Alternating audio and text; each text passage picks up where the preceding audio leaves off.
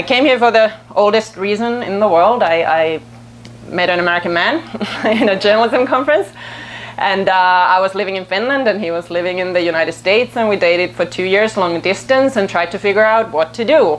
And it actually wasn't the easiest decision. I think long time in the past, I know I already met some Finnish folks here tonight who've come here in the 1970s, and I think at that time it would have been an obvious choice. I mean, 30 years ago, I think anybody from a Nordic country would have been happy to come to the United States because obviously the US was a lot wealthier, there was more opportunity, American dream. Nordic countries were very different countries than they are today. But for me, 8 years ago, I was pretty happy in Finland. I was a journalist, I had a job, I liked my life in Finland, I had enough money to do things. So it wasn't immediately obvious that America is calling, as of course to many immigrants in the world today it still is. But eventually, partly for just work-related reasons, because I'm a journalist, my husband's a journalist, and we work with language, we figured that, well, I can probably try to work in English, whereas he didn't know any Finnish then. He's studied Finnish since, so soon enough, but for now, I'm doing the writing in English. But I was also excited after the decision was made, of course, even today, the United States is the most powerful country in the world. In Nordic countries everywhere, of course, in the world. We watch the TV shows, we listen to the music. We all think we know what America's like. I think everybody in Europe has strong opinions and everybody knows exactly what the United States is like until they come here and start living here. And that certainly happened to me. I was excited, I thought it's going to be, you know, Americans are the freest of all and Americans do what they want and you know, can study one thing and then work as in another field, whereas in Nordic countries it often feels like it's more structured and not so freewheeling as the United States. So it was exciting. But fairly soon after I came here, I was surprised to find myself increasingly anxious. And a lot of this was just sort of arranging logistics of life. Part of it was small things, part of it was bigger things like health insurance. It just seemed really difficult. And in Finland, I had always considered myself, you know, a competent person. I'm an educated person. I have traveled. I never felt like I don't know how to manage my life. But in the US, fairly soon, I started to somehow feel like things were kind of out of my control. And I didn't really understand how anything worked. And at first, I thought it's just me. I'm an immigrant. You come to a new country. You don't understand anything. It's typical. But then I sort of started to realize that everybody around me was pretty anxious too. And not just in New York City where we live in Brooklyn, but everywhere in the United States where I went. Everybody else seemed to be struggling too, just arranging things that used to be very basic for me. What I think in Finland we consider just, we don't even think about them much. And the things I talk about are, I don't have children, but I could see around me that people were obviously struggling with not having paid parental leave, how to arrange daycare, how to pay for daycare, how to figure out the right school, good school for children, how to pay for college tuition, how to arrange your health insurance. And all of these were things that I hadn't really thought about before, and I don't think my friends back home didn't seem to worry about them as much. So this was one of the things that made me, as a journalist, of course, start to think that, I wonder what's going on here. And at the same time, a lot of new studies were coming out. Perhaps many of you have seen these. There's been sort of a flood of studies that compare countries in different areas of life, in gender equality or education, even happiness, as difficult as we can imagine that trying to measure happiness is. But so a lot of studies were coming out, and Nordic countries were always on top, and the US was not doing so well. And so I was sitting in America wondering about all this. And then in 2010, there was a Newsweek article, perhaps some of you remember that. They had decided to figure out what is the best country in the world, modestly. They had looked at all these various aspects of society, education, and health, and all these studies that we were seeing anyway. And they came out with an answer, and that was Finland. And I had just gotten married here in the United States to an American. So I was, maybe that wasn't the best choice, but here we are. But there are many things that I love about America. So I'm not here to say that Nordic countries are perfect or Finland's perfect, not at all. I'm just, in the book, I really wanted to talk about some of the things that I think they do well. The United States does other things very well. But when these studies were coming out and when the Newsweek study was coming out, Finns were not immediately excited. If any of you know Finnish people, you know that Finns maybe have the lowest self-esteem of any nation in the world.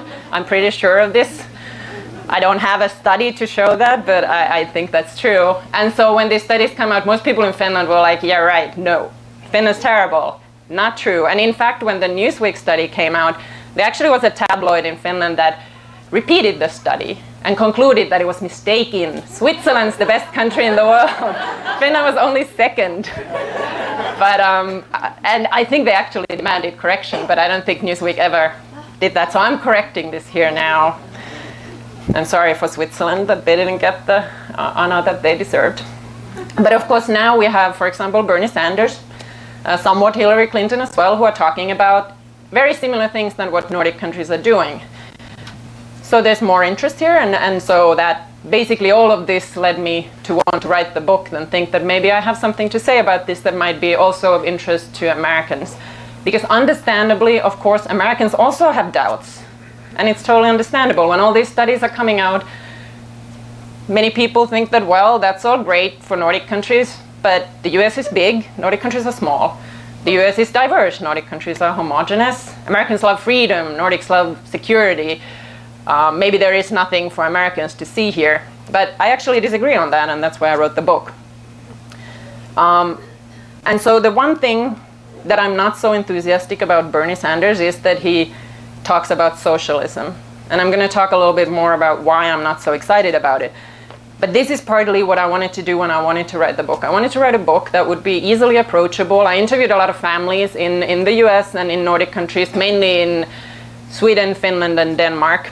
And I looked at social science research and talked to experts. And so I wanted the books to be sort of easy to read, discussion of what life looks like in different countries that have made different choices in arranging basically social services, mostly.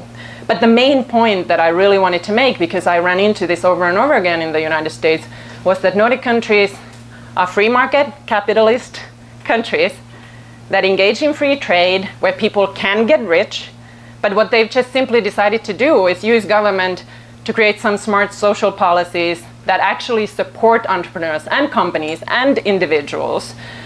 So I so often encountered this sort of idea in the US that maybe was true in the 1970s, but it's not true today, that these are countries that kind of make people sacrifice, that it's based on some people sacrificing and others gaining, and it's socialism and it's not freedom. And this is really sort of the common thread that I wanted to talk about in the book as well. What are the ideas that we, what do we think about or talk about when we talk about freedom or independence or opportunity? And should we maybe think about them a little bit differently than we have in the past? So I thought today I'll just briefly discuss a few areas of the book: education, healthcare, family.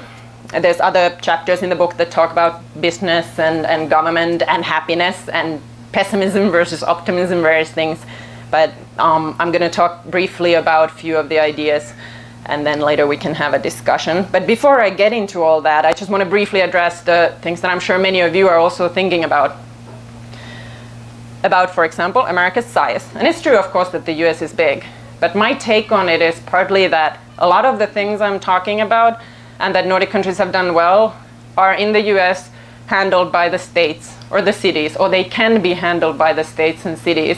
And I actually counted, there's 30 states that have less people than Finland, which is one of the smallest Nordic countries. So on that basis, you could certainly in many states do these things if you wanted to. I also think that when people think that America's size immediately stops you from doing these things, one could also argue that, for example, in business, we always think that economies of scale favor big business. You can be more efficient when you have more, you buy cheap, you sell more expensive, whatnot, and I think that can work in government. It might not. I think it's true that it's good to be vigilant of government, and I understand why Americans are suspicious of the federal government. It's a little bit same as Europeans are suspicious of the EU. It's a government that's far from you. It feels like they take your money, they divide it among themselves or give it to their wealthy friends, and they don't do anything for you. I think that's fair. And I think the EU is certainly struggling with that as well. But I think you could do a lot in states or on the federal level. And for example, if you look at school funding in the United States, which is very low, property taxes, that's not a very efficient system, and it certainly doesn't create equality or very good results in the education system. So sometimes it can be an advantage to have a bigger sort of system rather than very local. But I think you could do both. Diversity is also, obviously racism is a problem. We all know that racial relations in America are fraud, and I'm not, of course, necessarily an expert on that or a historian of American race relations. But I do think that diversity per se is not necessarily the thing that will stop you from doing these things. I'll talk a little bit later why I think that is the case, but just briefly I can say the same argument that I said about size, that there are about 20 states that have less foreign-born residents than even Finland. But at the same time, Nordic countries have changed a lot over the last even 20 years. I think American views of them are somewhat outdated. If you look at Sweden today, it's an extremely diverse country. They have more foreign-born residents than the US. They've had an immigration policy, fairly open door policy in place for the past couple of decades, and they've taken in a lot of immigrants, and they still believe in their model. Of course, Nordic countries fiddle with the system all the time, and they change policies. I actually had trouble with the book because I had some details, and then they changed because it used to be 2 months, now it's 3 months, whatever these systems. So they do cut sometimes back, they change systems, but I think that makes sense. It doesn't mean that they're deciding to abandon it. So immigration per se has not meant that people don't want to have this system anymore. The current refugee crisis, of course, is very difficult. So many people come so quickly, and I'm not saying it's easy, but I don't think it's the most decisive factor. Also, there are many diverse countries in the world, Canada, that does a lot of similar things. In the US, the states that are sort of taking small steps towards more Nordic policies are really California and New York, very diverse, one of the most populous states. But we can talk about that later, I'm sure you have thoughts on that. But so I'll start briefly about family. So there was one thing that I had never heard of before I came to the United States. And this thing takes place in American workplaces or exists in American workplaces, and that's a breast milk fridge. I still remember when I came to the United States and I first went to DC and I went to a birthday party of a friend, and these were like educated people who worked for nonprofits or the government or companies in DC. And there was this woman who started telling me that she had had a baby recently, and so because she didn't have parental leave, she was in the morning going to work on her bike with empty bottles. She would pump during the day, keep the bottles in the fridge, and then rush back home so that the baby would get more milk. And this was totally new to me, because I think Nordic countries have simply decided that in this day and age people have to be able to combine work and family without having to run around in sort of exhausted haze with a baby that you're trying to breastfeed and not being able to sleep at all. I don't know how efficient people can be in the office if your baby is not sleeping. So in all Nordic countries, they have a little bit different systems, but the minimum of paid parental leave for everyone is 9 months. And this does not depend on your employer. It doesn't depend on the employer's size, not their goodwill. It's just universal. It's paid for by a social insurance fund that all employers and employees pay into, and then you get money from there when you're. So it's not also the employer alone who's paying. And I think that's important, because that equalizes the costs across society, across companies. In the US, we often hope that companies would voluntarily provide this, and many companies do, which is fantastic. But I don't think many industries that employ a lot of women, or women who don't make a lot of money, or who don't need to have very specialized skills, it's actually unfair to those businesses or small businesses to expect that they will carry this burden alone. Nordic countries offer affordable daycare for all children. Iceland has a little bit different system, but the others basically, after your parental leaves are over, every child has a spot in a daycare system. They can be private, they can be public, but they're regulated, so usually the quality is good. And they're paid for on a sliding scale. So the less you make, the less you pay. The more you make, the more you pay. But even so, in Finland, the highest amount you pay for daycare is about $350 per month for child. And the costs go down for each child. And so I understand that for Americans this is often like, okay, this is crazy, sounds great, but never going to happen in the United States. But I think one argument for this perhaps happening that Americans often miss is that these are not policies that are aimed at people not working. They're policies that aim to help people work. And so sometimes Americans come up to me and they're like, well, you know, you can have all these policies because in Nordic countries people work, and in America they don't. Now, to a Nordic person, this is somewhat ironic, because we all know that Americans who have a job work really long hours, don't have vacation. Nordic people certainly take more time off. But it is based on the fact, or the truth that this is based on, is that in Nordic countries, labor force participation rates, so the part of the population, working age population, that is actually employed is higher than in America, typically. Sometimes it's about the same. It depends, of course, a little bit recession or cycles. But overall, in Nordic countries, bigger part of the population is employed than in the United States. And it's not because Nordic culture is so much superior that people want to work and Americans are lazy. It's because they can. Because women can work, especially. Because you can have paid parental leave, then you have your job waiting for you. You can go back. You don't have to quit. You don't have to choose between your family and your job. It's also because single parents can work because of daycare. In the US, people are often worried about single parents who don't work. Well, often they can't, because they're not going to make enough money in their own job to pay for daycare. So these are sort of, in fact, sensible policies for the economy as well. And if you look at a lot of recommendations done by organizations like IMF or the World Economic Forum or the OECD, these are international organizations that are not like hippie organizations. They're usually known for telling a lot of countries to cut costs, or governments cut costs. But they all recommend that the United States should, for its economy, increase access to affordable daycare, to paid parental leaves. So these, and education, which is my next topic. But so in addition to helping people to work, I think it does help you have a saner, happier life. I mean, happiness is of course something that we find within, but perhaps some of you noticed that there, only a few weeks ago, there was a study that was fairly widely reported.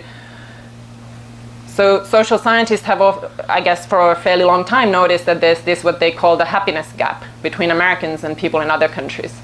And so in the United States, people with children, parents, report being less happy than people without children. And in other countries, it's the opposite. People with children say that they are happier than people without children. Now, I think it's overall fairly sad if in the US people with kids actually feel less happy. But so the scientists were trying to look into it now. The recent results were like, what does it come down to? Why? And they basically boiled it down to three things. It was affordable daycare, paid sick leave, and paid vacation time. And I know this can sound like, well, you know, happiness is you have to go to therapy or do something in you. But how about we just take care of the logistics first, and then we can all like work on our own relationships and our own happiness. Education, perhaps some of you know, this is the main claim to fame that Finland has had over the recent maybe 15 years. There are international studies that compare 15-year-olds in all countries. They do the same exam in various subjects, and Finnish students have been doing very well. Now Finns are worried. Finns are always worried, but that the results. Finland started slipping, so I don't know, terrible results might be coming. But so far, Finnish students have done very well compared to students in other countries. And one of the most significant things has been that all Finnish students have done quite well. Of course, there's some difference, but compared to other countries, the differences are very small between different schools and between students in the same school. In the US, of course, soon after I came, I did realize that education, both basic education and university college education, is one of the biggest sources of anxiety for Americans, understandably. Trying to secure a really good education for your children is a challenge.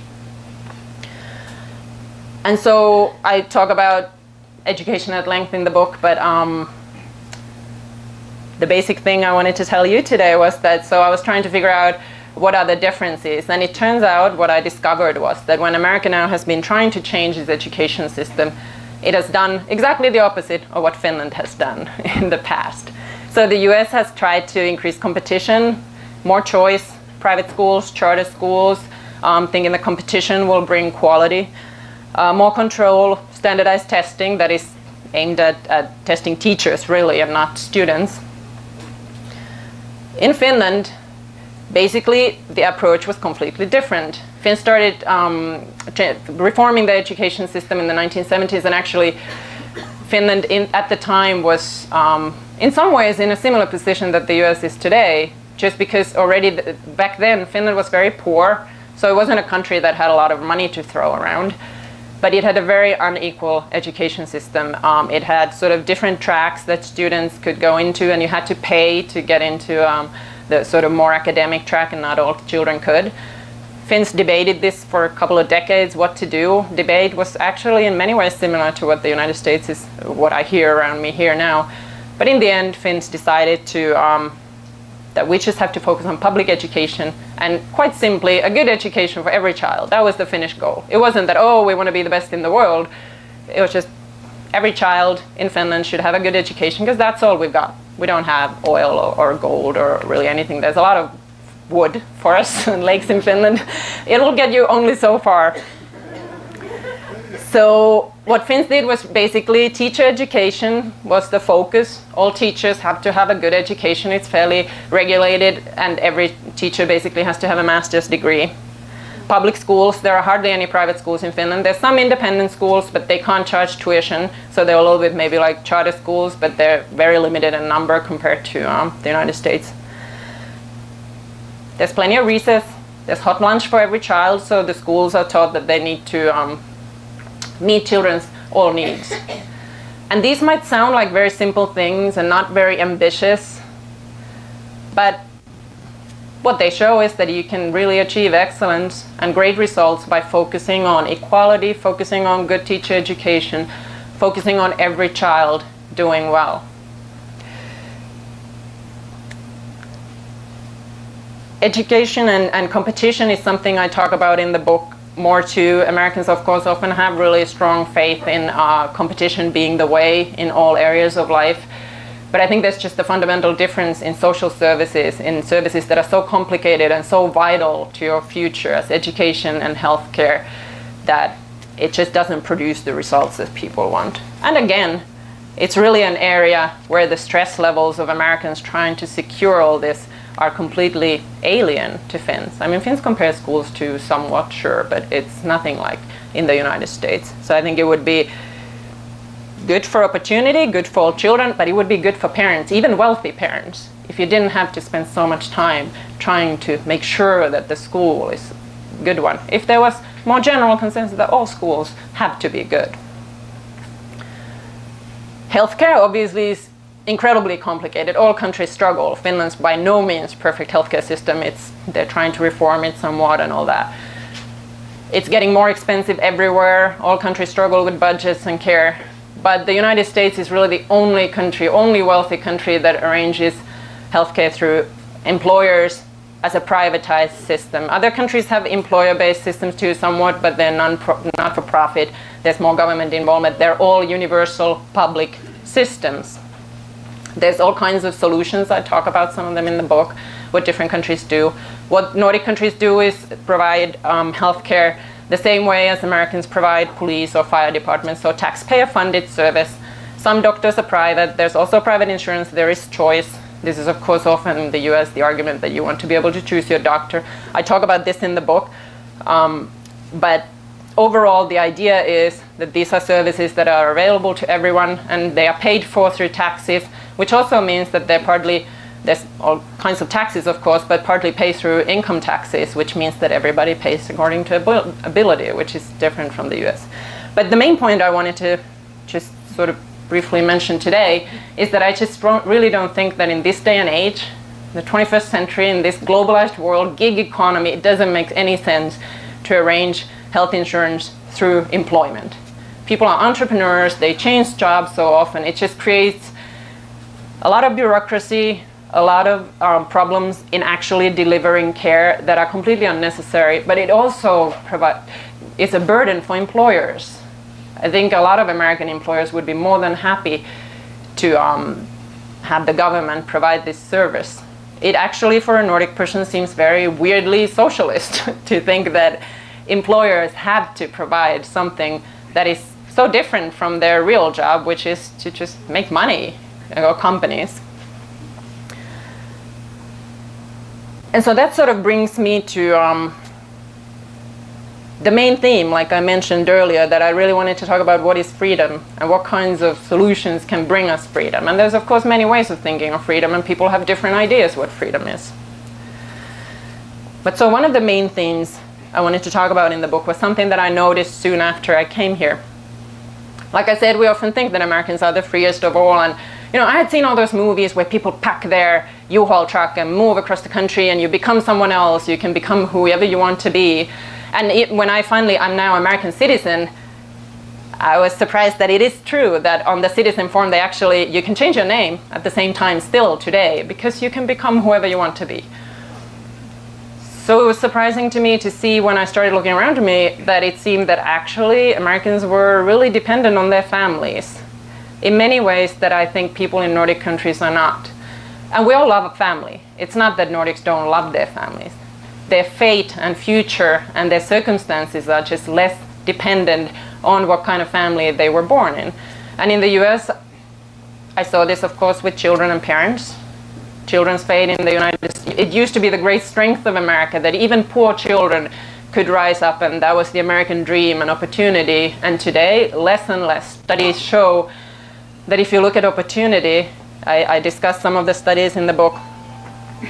In Nordic, if there's studies being made, for example, about men in the bottom of sort of the income quintile, the ones who make least, how many of their sons are able to rise to next levels. And in Nordic countries, it's a lot more actually than in the United States, even though we're used to thinking that in the US, this is the country where anybody can make it.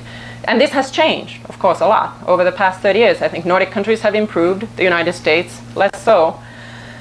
And so in these ways, the children's fate just seemed very much tied. And this creates all these sort of partly resentments as well. But situation where the whole family, the child's ability to go to college, then parents have to back their student loans, everybody's in debt all of a sudden.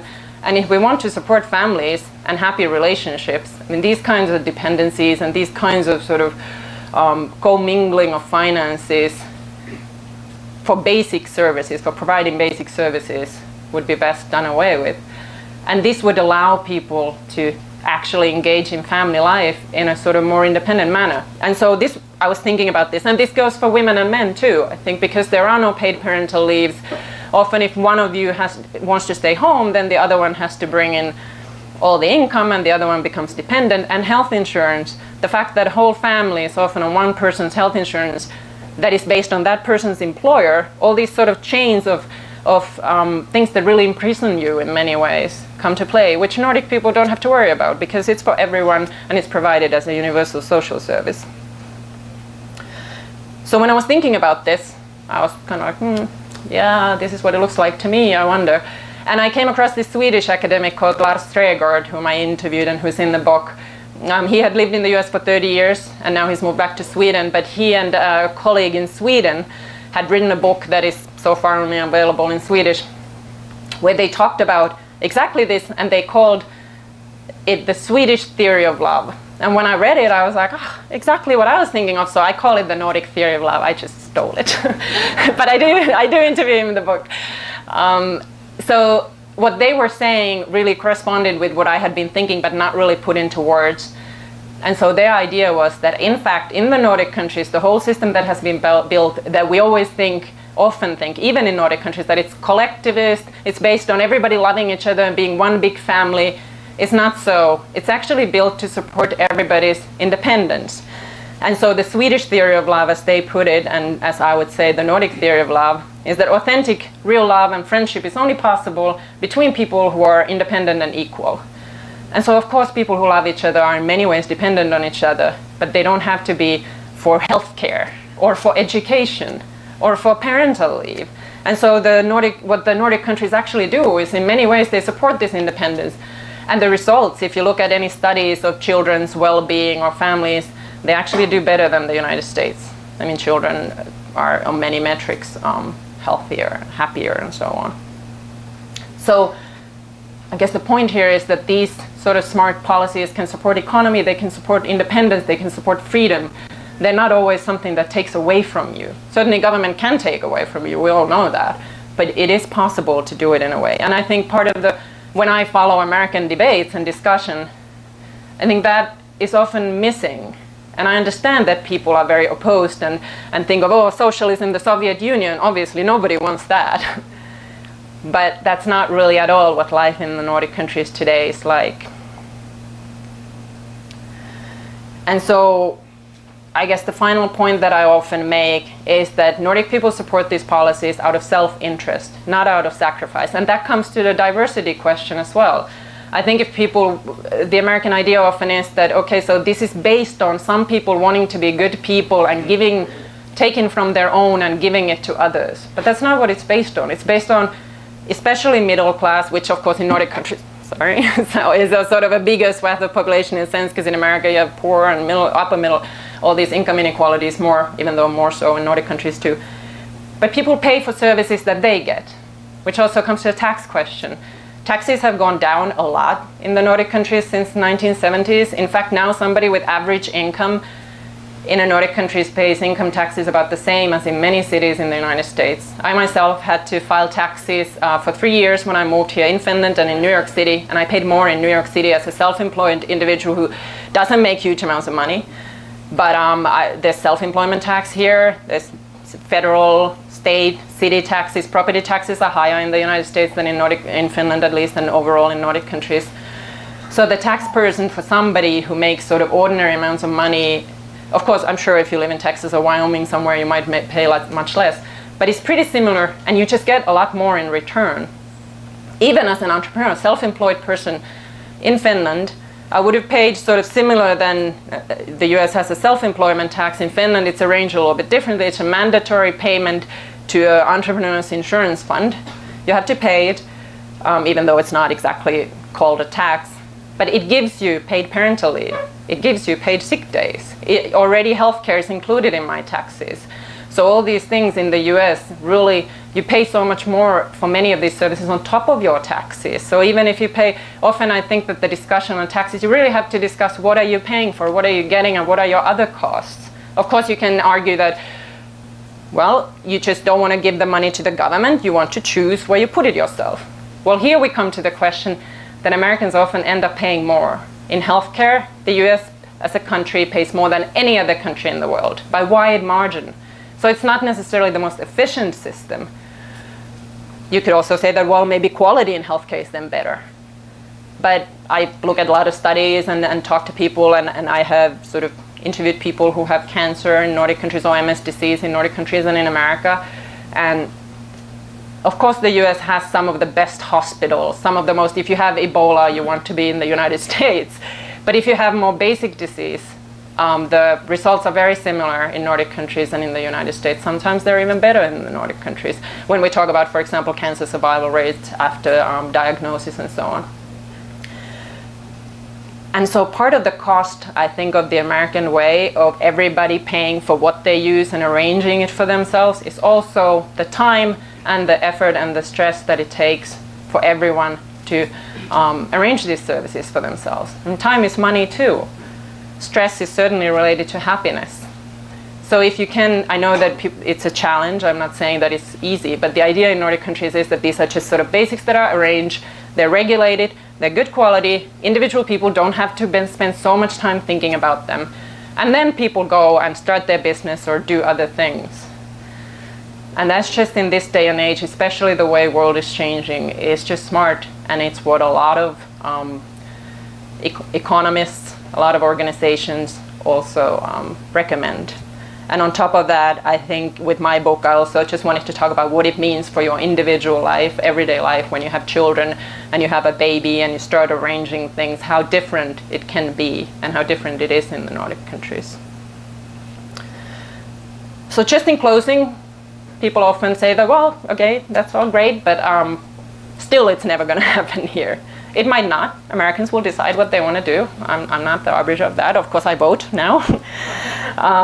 But I do actually, I find myself often a little bit more optimistic than a lot of, Americans who've been here longer. Maybe it's my naivete. Maybe it's I'm becoming all optimistic American. Finns are not optimistic usually. Very unusual for me to be optimistic. But I see signs. I mean, there's in California, New York just decided to start its own paid parental leave insurance fund. All employees are going to be paying very small payments as payroll taxes into the fund, and then when you're on your unpaid leave, then you get paid from there. Minimum wages are obviously being raised in many other in states and cities. Affordable daycare, lacking still completely, but in New York, the new mayor decided to offer public preschool for all 4-year-olds. And this was sort of started maybe 2 years ago, and it's working pretty well. Pretty quickly they were able to do that. So it's possible, even in a city as diverse and big as New York City. So I think that should give us hope, certainly. And if you look at Bernie Sanders' and Hillary Clinton's, both of their programs, what they're proposing many of these policies. And I think Hillary Clinton has certainly been accused of many things, but I don't think she's been accused of being unrealistic, usually. Maybe the healthcare thing didn't go so well in the 1990s, but overall, it seems to me that you can have different ways. They have different suggestions on how to go about this, but it's not completely impossible. And this is one of the most interesting things to me about the US, that in so many things, America is the leading country in the world, the most progressive in technology, in science, universities, let's go to the moon. And then when we talk about arranging what to other countries, that all other countries do, or many other countries do, that are very, to other countries, basic services, often in the US it's like, no, can't happen. Affordable daycare, no, crazy. And I really don't think it's crazy. I really think that the United States could do this if we could sort of have a real discussion of who benefits, and perhaps that people would understand that I would benefit. It's not just a requirement that I give and somebody else benefits. And it's not a system that takes away my freedom. It can be a system that also supports your freedom. That's what I have so far, so maybe we can have a discussion then. Thank you.